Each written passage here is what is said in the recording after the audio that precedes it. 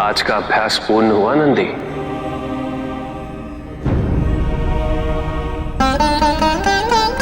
नंदी,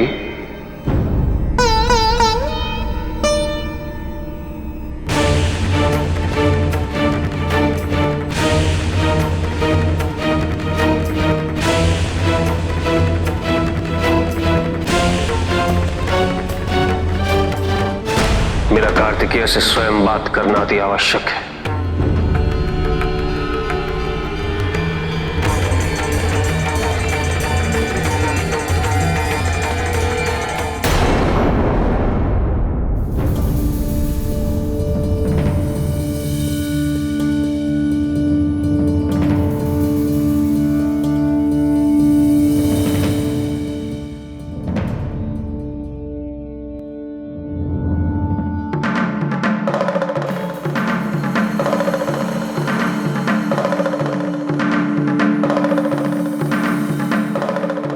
सेनापति कार्तिकेय,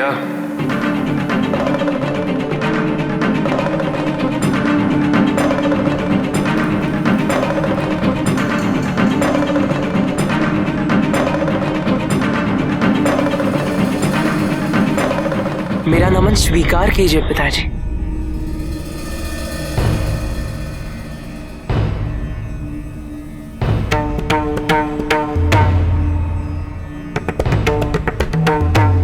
प्रतीत हो रहा है तुम युद्ध हेतु पूर्णतः तत्पर। निसंदेह। अब तो मुझे केवल उसी क्षण की प्रतीक्षा है जब युद्ध भूमि में तारकासुर मेरे समक्ष होगा। युद्ध प्रारंभ होने के पूर्व ही युद्ध का परिणाम स्पष्ट है।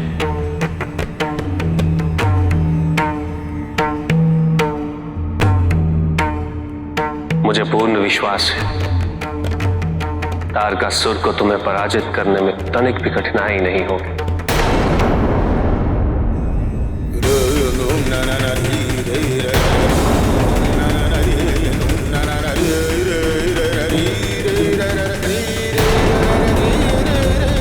ये आप क्या कह रहे हैं पिताजी? मैं तो केवल उसी का वर्णन कर रहा हूं जो प्रत्यक्ष है,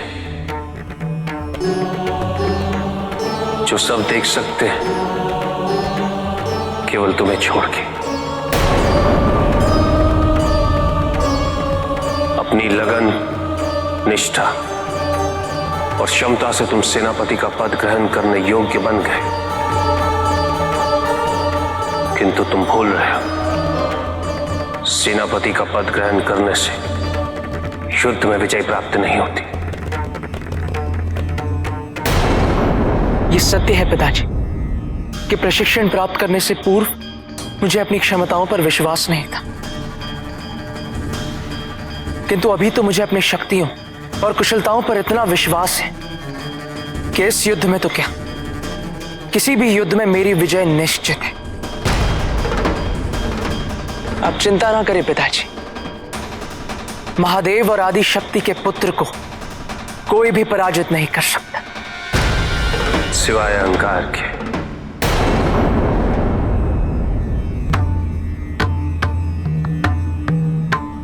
ज्ञान का कोई अंत नहीं होता और न ही अभ्यास का। जिस दिन किसी व्यक्ति को यह विश्वास हो गया कि उसने सर्वज्ञता प्राप्त कर ली और उसे अभ्यास की आवश्यकता नहीं, वो उसके विवेक का अंत है। किंतु किसी और से युद्ध करने से पूर्व सर्वप्रथम तुम्हें अपने व्यक्तित्व की त्रुटियों से युद्ध करना होगा, उन पर विजय पानी होगी और ये केवल अपनी कुशलताओं और शक्तियों के निरंतर अभ्यास से ही संभव हो सकता है। पिताजी, आपको अभी मुझ पर विश्वास नहीं है,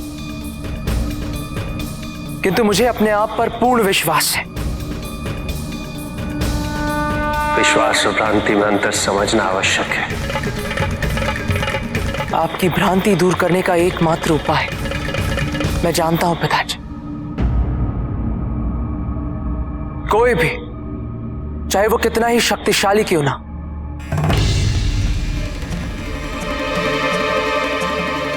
उसे मेरे समक्ष युद्ध हेतु बुलाएं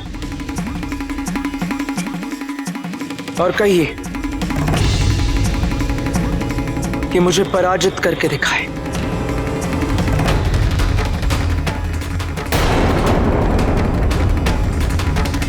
ये सेनापति कार्तिकेय की चुनौती है।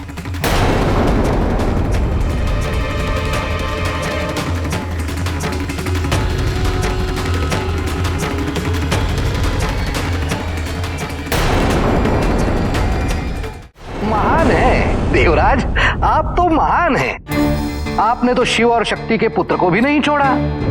मैं तो केवल कार्तिकेय की प्रशंसा कर रहा था मुनिवर। हाँ, इसमें मेरा क्या दोष है? मैंने कब कहा कि इसमें आपका दोष है? अपराध है अपराध। किसी को इतना उकसाकर उसके मन में अहंकार का बीजारोपण करना, ये तो मेरी मंशा कार्तिकेय को उकसाने की कदापि नहीं थी। देवराज, यदि आपके पास देने के लिए ज्ञान नहीं है तो मौन रहने में क्या कष्ट है? जो भी हुआ उसका परिणाम अच्छा नहीं हुआ। वो महादेव को, जो कि ना केवल उनके पिता हैं अपितु उनके गुरु भी हैं, उनको चुनौती दे बैठा है।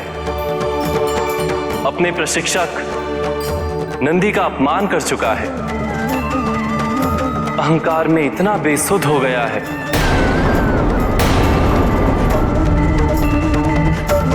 यदि मुझसे भूल हुई है तो मैं हर संभव प्रयास करूंगा कि नहीं नहीं इंद्रदेव, अब आप कुछ मत कीजिए। अब जो भी करना है वो महादेव ही करेंगे।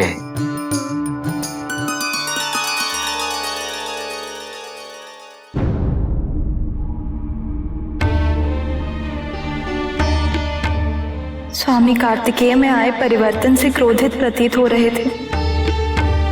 वो कार्तिकेय से बात करने गए तो हैं, किंतु नहीं, हमें विश्वास है कि कार्तिकेय अपने पिता की बात अवश्य समझेगा। अभी तो वो बालक है। जीवन के सत्य और तथ्यों से अवगत होने का अवसर ही कहाँ मिला है उसे। सहसा इतना बड़ा दायित्व सौंप दिया गया है तो भ्रमित होना संभव है। स्वामी, स्वामी क्या हुआ?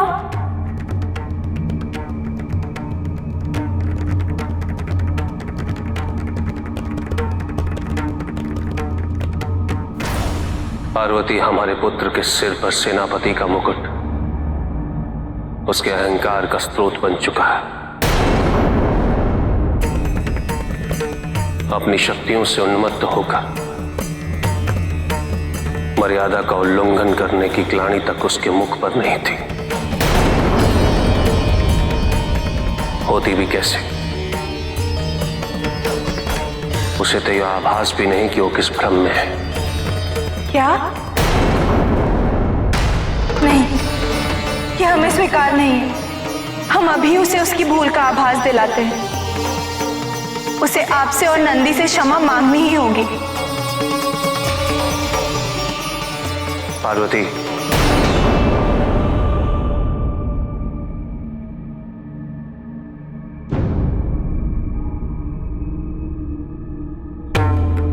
कार्तिकेय को उसकी भूल का आभास दिलाने का उपाय स्वयं उसके अहंकार नहीं दे दिया है।